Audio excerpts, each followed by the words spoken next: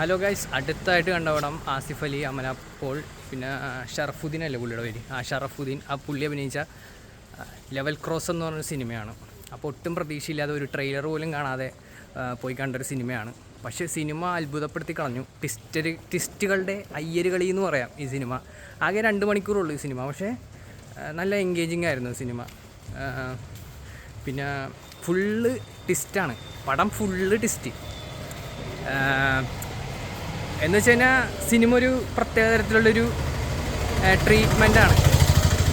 ഇതുവരെ ആരും അത്യാവശ്യം പരീക്ഷിക്കാത്തൊരു തരത്തിലുള്ളൊരു മലയാളത്തിൽ തുടങ്ങുമ്പോൾ നമുക്കൊരു ആടുജീവിതത്തിൻ്റെയൊക്കെ ഒരു ഫീലാണ് സിനിമ തരുന്നത്. പക്ഷേ കട്ട എൻഗേജിങ് ആയിരുന്നു സിനിമ. എനിക്ക് വളരെയധികം ഇഷ്ടപ്പെട്ടു ഈ സിനിമ.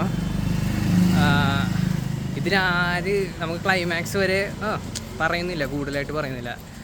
നല്ല തിയേറ്ററിൽ പോയി നല്ലോണം കാണാൻ പറ്റുന്നൊരു സിനിമ തന്നെയാണ്. നല്ല ലെവല് പടം എന്ന് തന്നെ പറയാം. ലെവൽ ക്രോസ് എന്ന് പറഞ്ഞ പടം ഒരു ലെവല് പടം തന്നെയാണ്.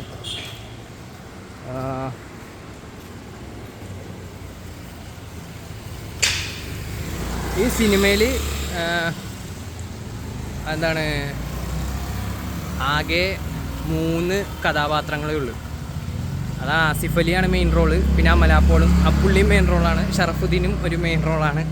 അപ്പോൾ 3 കഥാപാത്രങ്ങളും പിന്നെ അതിൻ്റെ ഒരു ലൊക്കേഷനുമാണ് അതിൻ്റെ ഏറ്റവും വലിയൊരു സംഭവമായിട്ട് കാണിക്കുന്നത്.